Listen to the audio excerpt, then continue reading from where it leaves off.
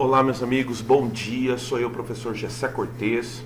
Essa é a gravação para o dia de hoje, a nossa aula de literatura. Tudo bem com vocês? Tudo certinho? Eu sei que você está no seu segundo tempo, né? Você já teve a sua primeira aula. Todos os meus colegas escolheram fazer ao vivo, né? E como hoje todos vão fazer ao vivo, eu escolhi fazer gravado, né? Até para você ter essa flexibilidade, né? O horário melhor, ou se você preferir assistir no horário correto, que é o que nós aconselhamos. Assistir no horário correto da aula, tá? Muito bem, então vamos dar início às nossas explicações de hoje. Para tanto, eu gostaria de fazer hoje uma primeira parte, tá? Tanto nessa segunda aula quanto no sexto tempo, eu quero fazer uma correção de exercícios para a gente terminar com a apostila, tá? Nessa de atividade da apostila, atividade em sala e também tarefa, alguns exercícios foram ficando. Então eu gostaria de exaurir todo o capítulo 2 da apostila, que fala sobre o humanismo. Então, hoje, resolução de exercícios sobre o humanismo e a primeira parte da Renascença. Vamos a ela então? Vamos lá? Então vamos lá então. Então, a primeira parte, você faz um favor para mim. Abre lá na página, tá? Lá na página 135, tá? Nós vamos fazer o exercício 4, exercício 5 e exercício 6, tá bom? Para tanto, tá? Eu tenho aqui o livro digital que eu gostaria que você me acompanhasse, tá? Abre aí a sua apostila, página 135, tá aberto?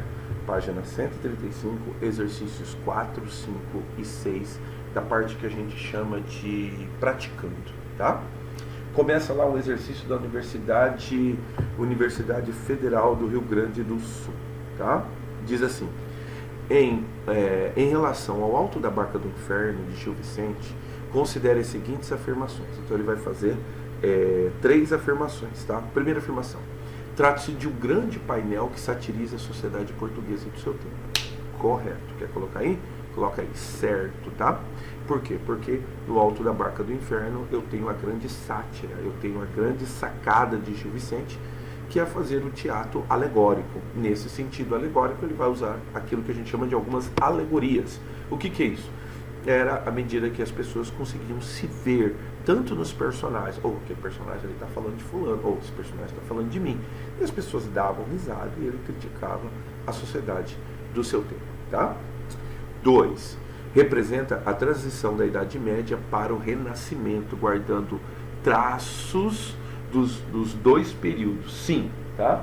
Então, neste caso aí, eu tenho a transição da Idade Média para a Renascença, para o Renascimento. Nós vamos ver hoje o que é tanto essa transição que eu tanto falo, né? O que é esse Renascimento, tá?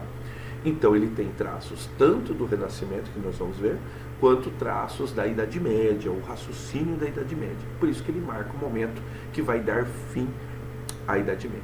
Então tá. Terceiro. Então, número 1 tá certo, número 2 tá certo também. Terceiro. Sugere que o diabo, ao julgar justos e pecadores, tem poderes maiores do que Deus. Claro que não, né? Ainda tem uma visão, ainda, claro, a igreja ainda é o grande comandante. Nós temos o antropocentrismo, mas claro, a igreja ainda é de grande influência nesse tempo, sobretudo devido a resquícios, né, das cruzadas. Nós vamos ver que até as cruzadas a igreja estava perdendo a sua influência. Com as cruzadas a igreja retoma a sua influência. Então tá, então a resposta correta é a letra B. Tá aí para você fazer o seu espaço de anotações, tá? Sempre lembrando, tá? Ainda está aberto a programação do AVA, tá? Então vocês têm que dar conta dos exercícios do AVA, que é uma programação aberta lá na plataforma, tá? Se não me engano, ela encerra... vai encerrar, quando que vai encerrar? Vai encerrar nessa sexta-feira, se não me engano, na segunda-feira, coisa assim, tá? Então fica atento, tá? Vamos lá, exercício 5, PUC de São Paulo, tá? O argumento da peça, né, A Farsa de Inês Pereira de Gil Vicente, consiste na demonstração do refrão popular: mais quero um asno que me carregue que um cavalo que me derrube, certo? Então, esse foi o mote, o qual foi construído, né? Lembra, era um desafio, e ele falou assim: pode falar aí um mote aí que eu vou fazer a peça, né? E deram esse mote para ele, ele fez a peça. Identifique a alternativa que não corresponde ao provérbio na construção da farsa. Vamos ver? Letra A. A segunda parte do provérbio ilustra a experiência desastrosa do primeiro casamento. Não. Que não corresponde, né? Que não corresponde àquilo, ao provérbio na construção da farsa. A segunda parte do mais quero um asno que me carregue um cavalo que me derrube. A segunda parte do provérbio ilustra a experiência desastrosa do primeiro casamento. Tá, vamos para a letra B. O escudeiro Brás da mata corresponde ao cavalo, animal nobre que a derruba. Correto, tá? Ele quer o errado. Tá? Letra C. O segundo casamento exemplifica o primeiro termo, o asno que o carrega. Correto. O asno corresponde a Pero Marques, primeiro pretendente e segundo maridinês. Correto. Cavalo e asno identificam a mesma personagem em diferentes momentos da vida conjugal. Cara, ó. A segunda parte do provérbio ilustra a experiência desastrosa do primeiro casamento. Correto. O cavalo e o asno identificam a mesma personagem? Não. Tá? Por quê? Porque o cavalo é explicitamente o Brás da mata, que era rico, bonito, tá? Mas a obrigou ao trabalho doméstico. E o asno corresponde ao segundo casamento, que é o cara que ela achava, que era ignorante, que ela achava que era burro, que realmente, né, inclusive a levou nas costas para encontrar o amante, tá? Então a resposta correta é a letra E, tá bom? A resposta correta é a letra E. Marca aí para nós, por gentileza, tá? E o número 6? O número 6 fala a respeito da PUC de São Paulo, tá? Enquanto as caravelas cruzavam os mares obedecendo a cálculos precisos, multidões se deliciavam na corte com espetáculos de Gil Vicente, tá? Onde se abria espaço às práticas cotidianas do povo comum, eivadas de magismo e de maravilhoso, tá? Muito bem. Os processos quintistas da Inquisição atestam como era corriqueiro o recurso a filtros e poções mágicas, difundida a crença dos poderes extraordinários do demônio. Quem falou isso aí foi uma pesquisadora, Laura Mello Souza, Inferno Atlântico. Tá? O texto, o que ele faz? Caracteriza a época da expressão marítima europeia, séculos XV e XVI, e destaca, o que ele destaca? A vitória definitiva do pensamento racional sobre os valores religiosos obscurantistas que caracterizam a Idade Média. É verdade, né? Então, no caso, se chama humanismo porque a pesquisa científica, o pensamento racional vai se sobrepor aos misticismos, tá? Ao obscurantismo, que inclusive levou-nos a chamar a Idade Média de Idade das Trevas, tá? Erroneamente chamada assim, até porque muita produção artística, muita produção filosófica ocorreu lá. Haja vista, né, os monges, né, que nós tivemos a nossa aula de hagiografia, né, os monges filosóficos, tá? Mas tudo bem, letra B. É sempre bom dizer também que foi durante a Idade Média que se aprendeu, né, a escrever a música. Os monges beneditinos, né, monges cantores, né, reclusos nos seus claustros, né, eles inventaram um jeito de escrever a música. É durante a Idade Média que nasce a notação musical, tanto usado e usado até hoje. Tá? Bom, vamos lá, letra B. O texto caracteriza a época de expansão marítima europeia, tá? E destaca uma cruzada religiosa contra os infiéis e a tentativa cristã de libertar Jerusalém do domínio islâmico. A cruzada, nós vamos ver hoje, vamos enfatizar, sim, a expansão ultramarítima, ela acontece justamente no final, né, desse período que nós chamamos de cruzada, tá? Uma cruzada religiosa contra os infiéis e a tentativa cristã de libertar Jerusalém do domínio islâmico. Olha a letra C. A convivência entre o pensamento racionalista e diversas formas de crenças de caráter maravilhoso do mundo. Não, no caso se sobrepõe o pensamento católico, o pensamento cristão, tá? Em detrimento de crendices populares, ainda, né, com muita herança celta. Nós vimos isso nas cantigas, não é verdade? Na cantiga de amor, muita herança celta ainda, né, que idealizava a mulher, tá? Então, supostamente, o texto caracteriza a época da expansão europeia e destaca, né? Bom, isso, no caso, né? no caso aí, ele está procurando o correto, né? O correto é isso mesmo. Nesse caso, ele está procurando aquilo que está relacionado ao texto. Neste caso aí, a letra C, né? É verdade. Ó, vou fazer de novo. Ó, quer ver? O texto caracteriza a época da expansão marítima europeia. Essa época é a vitória definitiva do pensamento racional? Não. Por quê? Porque há justamente a convivência com esse raciocínio celta. Letra B. Uma cruzada religiosa? Não, não tem a ver. Não, desculpa, não tem a ver. É com o que o texto está dizendo lá. Vou ler de novo. Enquanto os caravelas cruzavam os mares obedecendo os cálculos precisos, multidões se deliciavam na corte com os espetáculos de Gil Vicente, onde se abria espaço às práticas cotidianas do povo comum, eivadas de magismo e maravilhoso. Os processos quintistas de Inquisição atestam como era corriqueiro o recurso, né, a filtro e poções mágicas e difundida a crença dos poderes extraordinários do demônio, tá? Então, o texto não fala sobre a vitória definitiva do pensamento racional, não fala, porque ainda conviviam-se ainda com poções herança de elementos celtas, não fala de cruzada religiosa, mas sim fala da convivência entre o pensamento racionalista. Por isso que o humanismo é um período de transição. Durante o Renascimento, aí isso vai ser realmente esquecido, vai ser realmente sobrepujado, tá? Perdão pela confusão, tá bom? O que tem a ver com o texto é a letra C, tá? Letra D. Um esforço europeu para impor sua hegemonia militar? Também não. Ampliação do poder da igreja, né, que passa a controlar as manifestações artísticas populares e perseguir os hereges? Não, nesse caso aí mostra uma total, né, convivência, tá? E essa convivência com esses momentos transformatórios, né, vai ser um ponto forte para o nosso raciocínio de agora em diante, tá? Então tá bom, então. Olha só. Então, feito exercício 4, exercício 5, exercício 6. Só para retomar. O 4, letra B, o 5, letra E e o 6, letra C. Tá bom? Muito bem. Já que nós fizemos alguns exercícios da apostila, vamos imediatamente para a aula de hoje, tá?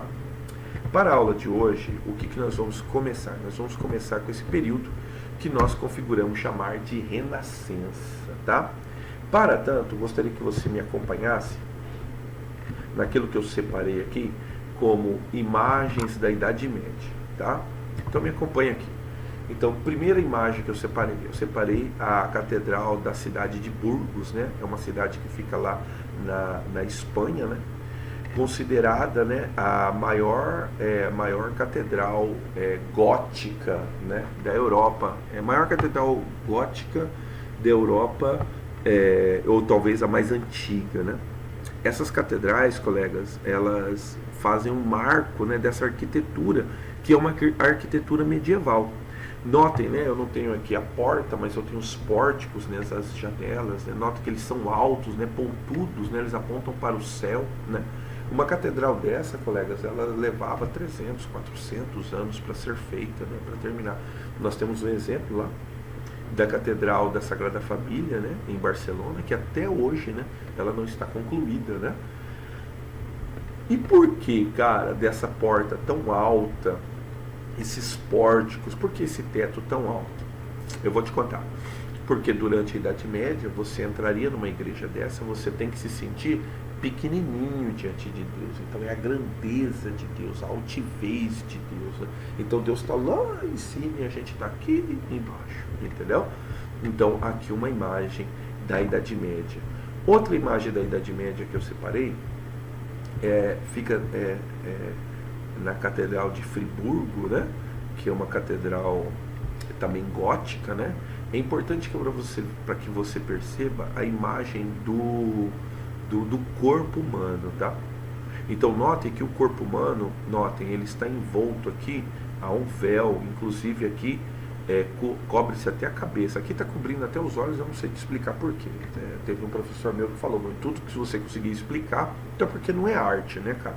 Então, mas nesse caso aqui, o que eu tenho? Eu tenho aqui, é importante que você notar que eu não tenho o desenho do corpo, tá ligado? A silhueta, o violãozinho, não tem. Então ela tá meio que amarrada mal menos aqui na cintura. Aqui não tem nem amarração, ó, você não consegue ver. Você vê apenas uma reta, você tá ligado? Ó, uma reta não vê tornozelo, não vê pé, muito pouquinho vê-se a mão, tá? Então esse era o corpo durante a Idade Média, tá? Durante a Idade Média, o corpo era considerado profano. O corpo era a manifestação do pecado, tá? Então o corpo, ele não se mostrava, não podia mostrar o corpo, porque o corpo humano era sinônimo do pecado, tá bom?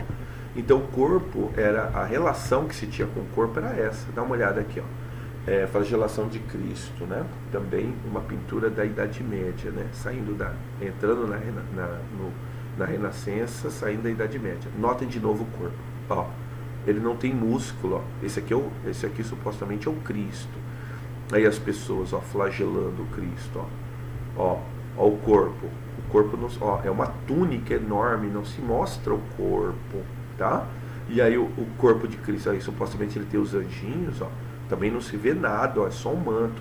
O corpo, colega, era profano, tá? O corpo era manifestação do pecado, era pecaminoso. Tanto é que as bruxas celtas, né, elas faziam o contrário, né? Durante as celebrações celtas, as celebrações de bruxaria, elas faziam, às vezes, o ritual sem roupa nenhuma, tá? Justamente como sinal de profanação, né? Muito bem. Outra catedral, a Catedral de Chartres, essa daqui, se não me engano, está na França, né? Dá uma olhada aqui, ó, a Rosália, ó, a porta alta. Olha aqui, ó, interessante, né? Uma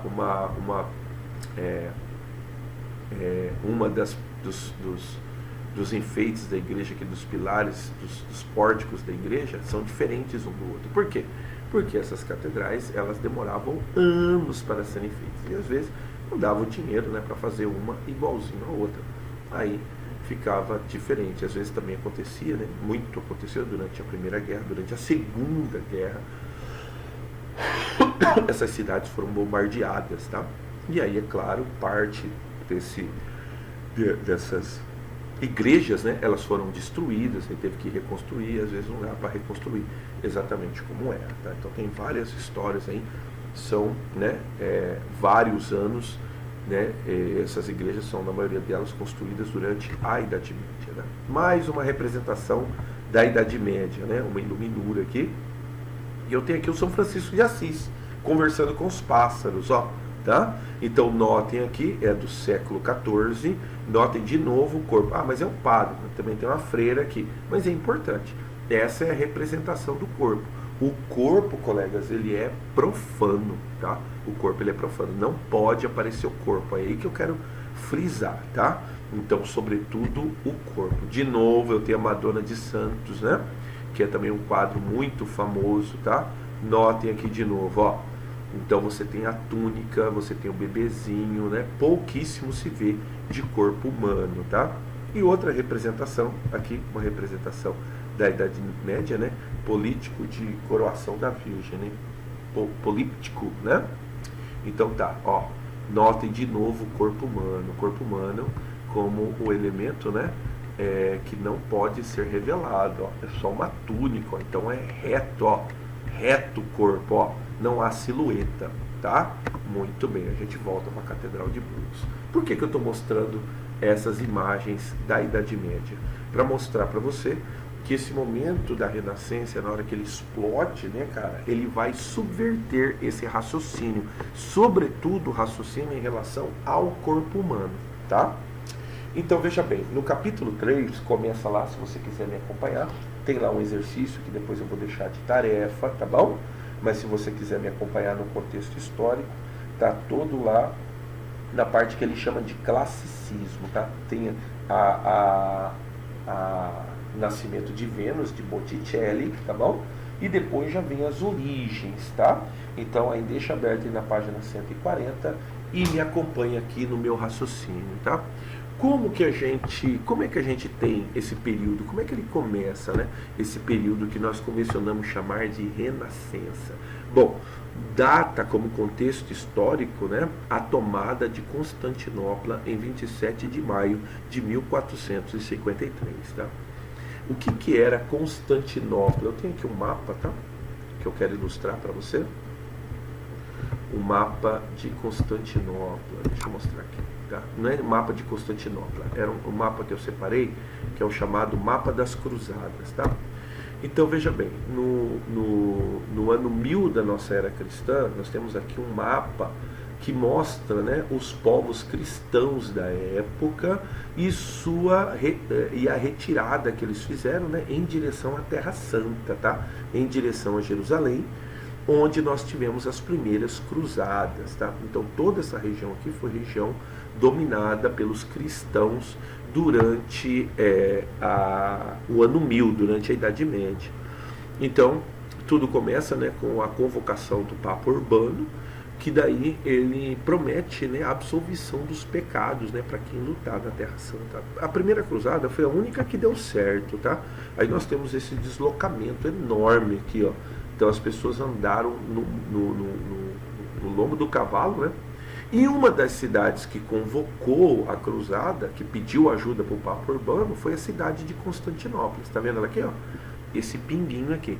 Constantinopla, você lembra da história dela, né? Constantinopla, ela foi a cidade construída pelo imperador Constantino no ano 300 da nossa era cristã, onde nós tivemos aquilo que a gente chamou de cisma da igreja, tá?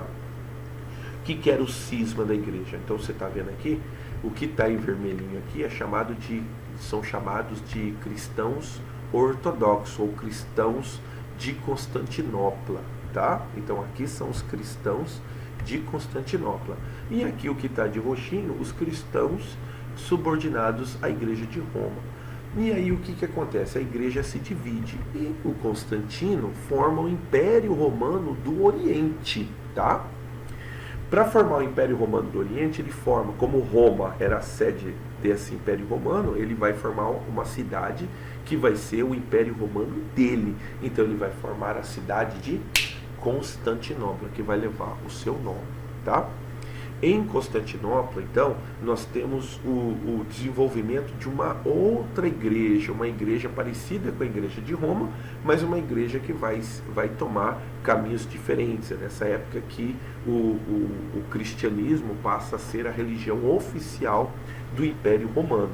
E aí Constantino constrói uma cidade fortificada lá, essa cidade chamada de Constantinopla. Colegas, durante muitos anos, aqui nós temos uma demonstração do Império Otomano, os turcos, chamados de turcos, né? Os turcos, durante muito tempo, quiseram tomar Constantinopla. Porém, eles viveram esse período da cruzada, né, quando os cristãos tomam Jerusalém. Depois Jerusalém é tomada novamente, né, por um sultão chamado Saladino. Saladino toma Constantinopla e aí nós temos outras cruzadas. As cruzadas vão justamente até os anos de 1400, quando supostamente a gente põe um fim nessas cruzadas, né? No que diz respeito à Terra Santa, tá bom? Por quê? Porque as cruzadas vão continuar aqui na Península Ibérica até a tomada total da Península Ibérica, que vai acontecer somente no ano de 1490 e uns quebrados, tá? Pois bem, então nós temos a tomada de Constantinopla. Por que, Gessé, que a tomada de Constantinopla é importante? Você nota aqui que com o desenho feito, você consegue entender aqui que Constantinopla era um entreposto comercial. Então as pessoas vinham daqui da Europa e passavam por Constantinopla para chegar até as Índias, tá? E lá nas Índias pegaram as especiarias. E aí o que acontece? Um sultão otomano, e agora eu vou recomendar, tá? Tem uma série no Netflix chamada Constantinopla, tá? Assiste a série na Netflix, tá bom? São, acho que 7 episódios, que conta a história da tomada de Constantinopla. Constantinopla, que era governada pelo Constantino, se não me engano, Constantino XI, tá? Que levava o nome do imperador Constantino. E Constantinopla era cristã. E o Império Otomano, o Império dos Turcos, queria tomar aqui Constantinopla. Por quê? Porque ele era um importante interposto comercial. Dominando Constantinopla, ele vai dominar toda essa área aqui do Mediterrâneo. E aí, claro, os povos cristãos que quisessem passar por aqui teriam que pagar altos impostos, né? Ele cerca Constantinopla. Constantinopla, então, se a gente calcular, se o ano é 1450 e Constantinopla foi erguida no ano de 350 da nossa era cristã, mais ou menos, quer dizer que os muros de Constantinopla têm quase 1000 anos. Então, colegas, os muros de Constantinopla, eles vão configurar, então, o modelo de uma cidade medieval. Por que a gente construía castelos? A gente construía castelos porque o pessoal ficava, né, tacando flecha, tacando pedra, e ali ele era fortificado. Ali o cara aguentava ali dias e dias e dias, meses, talvez até anos, né, num cerco, mas ele estava protegido pelas pedras. O sultão Constantino, o sultão otomano, né, Maomé, tem uma numeração para o Maomé ali, esqueci, que era chamado de Maomé. O que ele faz? Ele tem uma invenção, cara, que foi uma invenção, claro, na China, né? A China inventou a pólvora.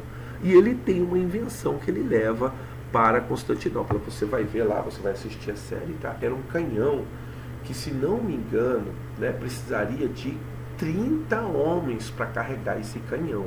A boca do canhão era um troço enorme, tá?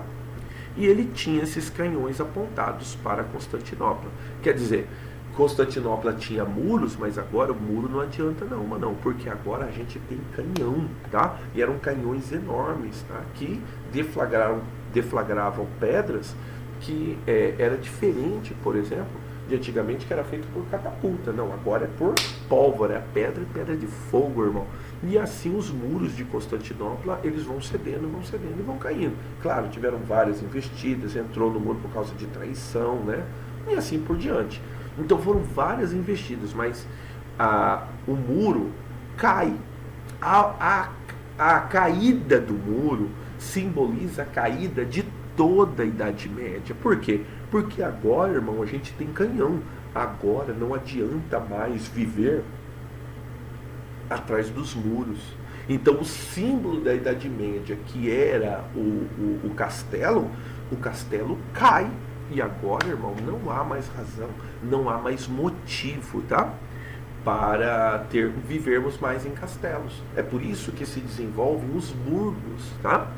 Então agora as cidades, elas não têm mais muros. As cidades, as pessoas entram, as pessoas saem. Por quê? Porque não adianta mais, irmão. O camarada quiser invadir, ele vai invadir, porque agora tem pólvora, agora tem canhão. Então os muros de Constantinopla caem. 1000 anos de muros, e não era só um segmento de muro. Você assiste a série lá, você vai ver o nome da série, Constantinopla, tá bom? Tá no Netflix, tá? Para assistir, tá? Pois bem, e aí cai a cidade de Constantinopla. O que a gente tem a ver com isso, Gessé? É mais ou menos assim. Como aqui era a sede desse cristianismo do Oriente, muito documento e muito estudioso da igreja muitos estudiosos moravam em Constantinopla. Quando Constantinopla cai, o que eu tenho? Eu tenho a migração desses cristãos. Então, o sultão otomano faz da cidade a sua sede. Lá nós temos uma grande catedral chamada Catedral de Santa Sofia, tá? Essa Catedral de Santa Sofia se transforma numa catedral, numa mesquita. Ele transforma numa mesquita. Bem aqui onde está o ponto aqui, tem aqui um estreito de água, né, que leva aqui do Mediterrâneo até esse mar aqui, né? Então esse estreito é chamado de Estreito de Bósforo, né? Então amanhã, depois, né, quando nós formos para a Europa, quando você for passear lá na Europa, tem como navegar por esse estreito. De um lado você vai ver a Europa, de outro lado você vai ver a Ásia.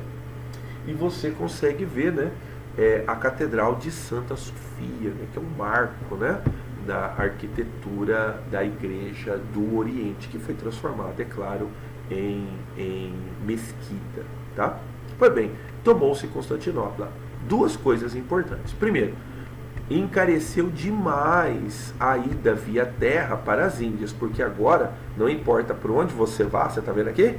Você tem que pagar tributo para o sultão otomano, tá? É por isso que as expansões ultramarítimas, elas vão ganhar notoriedade, porque agora, claro, um acesso mais barato seria fazer esse acesso via oceano. É por isso que aqui os portugueses vão traçar, né, o caminho em torno da África, tá? E muito importante, além de encarecer demais a viagem, eu tenho esses sábios, que eram sábios estudiosos da cultura grega e da cultura romana. Como agora Constantinopla é uma cidade muçulmana, o que eles fazem? Eles saem da cidade, eles migram. Onde que eles vão migrar? Para a cidade irmã, eles vão para Roma. Precisamente, eles vão parar numa cidade chamada de Florença. Lá em Florença vai se desenvolver, vai ser chamado, né, de o berço da Renascença. Vamos entender por que vai ser chamado de berço da Renascença? Vamos lá então. Ele vai ser chamado de berço da Renascença porque serão retomadas, né, estudos a respeito da cultura grega e da cultura romana, tá? Então, estudos agora a respeito da cultura grega e da cultura romana vão virar como se fosse moda. Então, agora a gente vai voltar a estudar os conhecimentos dos gregos e o conhecimento dos romanos. Então, vamos lá. Um marco histórico é a tomada de Constantinopla. Outro marco histórico que no afã de descobrir esse caminho para as Índias, o que vai acontecer? Nós vamos descobrir o caminho para o novo mundo. Então, Colombo, né, faz logo no final da Guerra da Reconquista, né, Colombo consegue convencer, né, a rainha da Espanha e o rei, eles se casam, né, ela castelã e ele rei de Leão e Castela. Ele convence, né, os reis, agora vai se consolidar o reino espanhol. Ele consegue convencê-los a fazer a viagem, né, para retomada para o acesso para as Índias. Os portugueses já estavam bem adiantados, só que nessa de descobrir o caminho para as Índias, ele descobre a América, não é? Então a descoberta do novo mundo, isso vai balançar a cabeça da Europa, né? Então supostamente a gente tem um novo mundo agora para explorar. E esses reis, eles vão se consolidando. Então a consolidação do absolutismo. E esse é o contexto histórico da Renascença. Agora volta de novo. Por que ele é chamado de Renascença? Eu fiz aqui um pequeno resumo, tá? Para a gente poder seguir, tá? O Renascimento é um período que designa a arte produzida na Europa, que substitui a arte medieval, dominante até então. Então a arte medieval, então, ela será substituída, tá? Foi um movimento contrário aos ideais impostos pela Igreja e buscava o uso da razão em uma época de grandes transformações, que se fixaram os princípios que passaram a reger boa parte do mundo que hoje conhecemos, tá? Então a Renascença é um marco, né? Um marco histórico que vai fazer com que a razão se sobreponha aos ideais da Igreja. Bom, caracterizado pelo despertar de novas concepções sobre a ciência, sobre a filosofia, sobre a arquitetura, sobre a pintura, sobre a escultura, pretendia promover o retorno às grandes civilizações gregas e romanas, tá? Então é importante notar. Então é chamado de Renascença porque é como se fosse uma redescoberta tanto da cultura grega quanto da cultura romana. Rejeitava o passado medieval recente com a sua arquitetura e a sua arte gótica. Então aquelas estátuas, aquelas igrejas que eu mostrei para vocês, elas são rejeitadas. Em que sentido que ela vai ser rejeitada? Vamos lá. Pois bem, a beleza para eles dependia de critérios como equilíbrio, simetria e racionalidade. Então a Renascença, ela vai fazer agora aquilo que a gente chama, né? A gente vai celebrar aquilo que a gente chama de conceito grego de arte, tá? Qual que era o conceito grego de arte? O conceito grego de arte, né? Se você se recorda bem das nossas aulas, o conceito grego de arte era que a arte era a manifestação do belo, tá? Então, vamos relembrar? Vamos relembrar? Eu já falei sobre isso na aula, tá? Então, o conceito grego de arte, tá? Então, a arte, cara, o que vai ser a arte? A arte é a manifestação do belo. A arte é a manifestação do belo. Esse é o conceito grego sobre arte, tá? A arte como a manifestação da beleza. E aí, vamos voltar, porque eu explanei um pouquinho a respeito disso em sala de aula, quando nós ainda tínhamos as nossas aulas presenciais, né? Eu explanei a respeito desse conceito, esse conceito grego de arte, cara. A arte como manifestação da beleza. Então, eu vou fazer a pergunta de novo, vamos ver se você lembra quando nós estávamos juntos. Como que eu sei que uma menina é bonita? Como é que eu sei que o menino é bonito? Bom, eu sei que o menino é bonito, uma menina é bonita, porque eu tenho uma noção que é uma noção que nos foi dada há muito tempo, que é uma noção da arte, ou melhor, que é uma noção daquilo que é belo. Como é que eu sei que alguma coisa é bonita? Isso você faz consciente ou inconscientemente, tá? Vamos voltar no meu outro slide. Você faz por causa de um conceito matemático que é chamado de simetria. Então a simetria, o que ela é? Ela é um conceito matemático. É um conceito matemático que você vai levar em consideração o quê? Você vai levar em consideração o corte central que você vai fazer no objeto. E esse objeto, né, ele vai ter a mesma proporção do lado direito e a mesma proporção do lado esquerdo, tá? Essa ideia de proporcionalidade, essa ideia, né, de exatidão da forma, tá? Ela vai nos levar a um conceito que nós vamos identificar esse conceito nesse conceito matemático, tá? Nesse conceito matemático de simetria, o que vai fazer com que a arte, ela vá, independentemente daquilo que a gente pensa hoje, tá? A gente pensa que a arte é inspiração. Não. Na Renascença, nós vamos ver que a arte é um conceito matemático, tá bom? Então, a arte como manifestação da beleza, a arte como manifestação do belo. Deixa eu averiguar aqui quanto tempo eu tenho aqui, tá? Meu Deus, 37 minutos. Cara, eu falei mais que a minha boca. Então nós vamos fazer o seguinte, ó. Nós vamos passar agora para uma parte de exercícios, porque daí eu quero continuar na próxima aula, tá? Lembre então, tá bom? O contexto histórico, tomada de Constantinopla, descoberta do Novo Mundo, né? E eu posso falar, né, que a sede foi a cidade de Florença, na Itália, tá? Então não pode esquecer isso aqui. É na Itália que nasce o Renascimento, tá? Então, na cidade de Florença, da Itália, não pode esquecer. Então, a Florença vai ser o lugar onde esses estudos, né, da cultura grega e da cultura romana vão se consolidar. Não pode esquecer disso para a tarefa, tá? Muito bem, então é o conceito de arte grega. Qual que é o conceito de arte grega? A beleza como manifestação do belo. Para tanto, nós vamos na próxima aula ver esse conceito dentro desse elemento chamado simetria. Nós vamos evocar aqui um conceito matemático, a proporção áurea, tá bom? Então, bom, e para encerrarmos a apostila, eu vou começar a aula resolvendo os exercícios da página 137, exercícios 4, 5 e 6, tá? Façam os exercícios para que eu possa fazer aqui no início da aula, para a gente poder... Não, vamos fazer no início da aula, vamos fazer junto. Quando eu começar o sexto tempo, eu começo com esses exercícios, tá? O horário voltou ao horário normal, né? Que nós tínhamos em sala, tá bom? O horário o horário que nós tínhamos no primeiro A, tá bom? Então agora eu estou no segundo tempo e depois eu volto no sexto tempo, tá bom? Façam esses exercícios e já já a gente retoma para falar a respeito desse conceito, tá? Chamado de proporção áurea, chamado também de